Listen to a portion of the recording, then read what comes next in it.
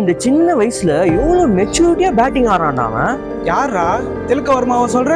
திலக்க சொல்லடா, அவன் மெச்சூரிட்டியா ஆடுறது இல்லாம கன்சிஸ்டன்டா பெர்ஃபார்மன்ஸ் பண்ணினே இருக்கான்டா. அப்போ கில்ல சொல்ற?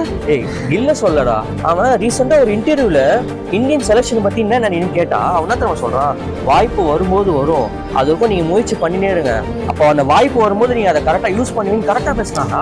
அபிஷேக் சர்மா தான் சொல்றேன். அபிஷேக் சர்மா சொல்லடா, அவன் இந்தியன் டீம்ல கண்டி ஓடியிலயும் டெஸ்ட் செலக்ட் ஆயிட்டேன்னு வச்சுக்கோ, கரெக்டா சூட் ஆவான் அவன். ரிங்கு சிங் தான் சொல்றேன். ரிங்கு சிங் இல்லடா, இப்ப பாத்தியா நான் சொன்ன பிளேயர் யாருமே உனக்கு தெரியல, ஏன்னா நம்ம அவனை பத்தி பேசவே இல்லடா. இப்ப இந்த பிளேயர்லாம் கொடுத்த ஐப்ப அந்த பிளேயர் நம்ம தரவே இல்லடா. யாரடா சொல்ற? Mister consistent Sai Sudarshan. அன்ப கொட்டி எங்க மொழி அடி தள்ள போட்டோம், கூடத்த தரிக்கிறழகரத்த சேர்த்தோம், தலைமுறை கடந்துமே விரிவத பார்த்தோம், உலகத்தின் முதல் மொழி